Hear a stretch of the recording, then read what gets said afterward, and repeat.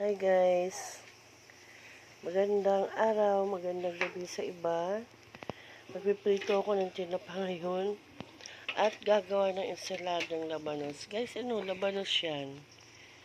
Ano yan, hiniwa naman ninipis, tapos nilagyan ng asin, pinigaan sa asin. Yan, tapos syempre banlawan. At saka ito po ang ibang ingredients. Sibuyas, kamatis, kalamansi, at saka yung siling berde. Ayan po. So, gagawin natin yung ensalada. Masarap yun sa tinapa. Yan. Masarap po yan sa tinapa, kaya may katabi po yung tinapa. So, ayan po guys.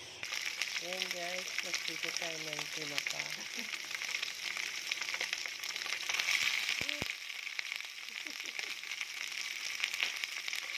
Ayan. Matansip yan guys, kaya ano lang tayo, cover lang. Ayan. Ayan guys, nangyiwa ng partner ang ating kamatis. Ayan.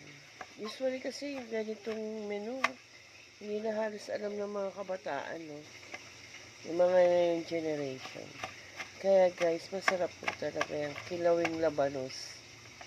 Ensaladang labanos. Kilawin, tsaka ensalada. Paras lang ba yun? Hindi, magkaiba yun. Basta ensaladang labanos daw ang tawag dito guys.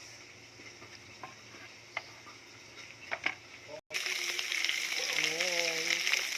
Medyo malayo at dapat. Matansik talaga yung tinapa.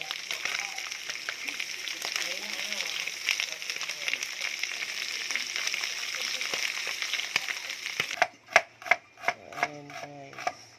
Nihiwa yung sibuyas natin. Para sa ating ensaladang labanos.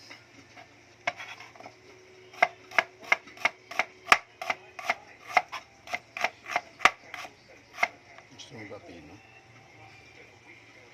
Wag na, okay na yun. Akin kasi okay na yun. Ayan.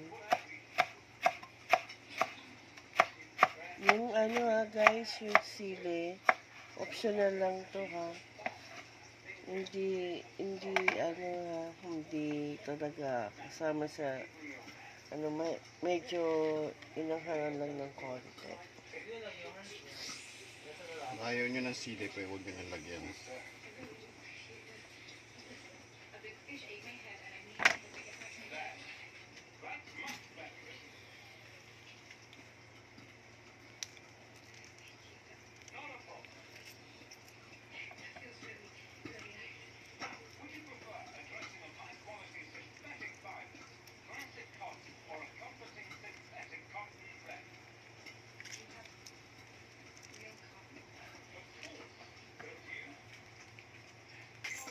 Ayan guys, lagyan ng paminta.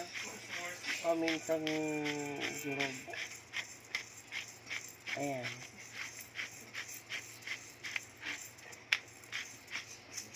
So, ayan, lagyan ng asin. At syempre, ang ating suka. Ayan. Okay na yan guys. Tapos haluin. Yan ang tinatawag na ensaladang labanos. Yan guys. Babad lang natin yan. Masarap na yan.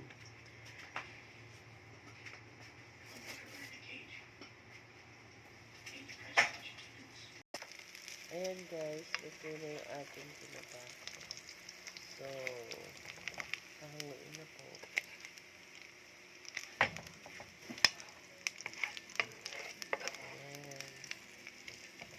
Ayan siya guys.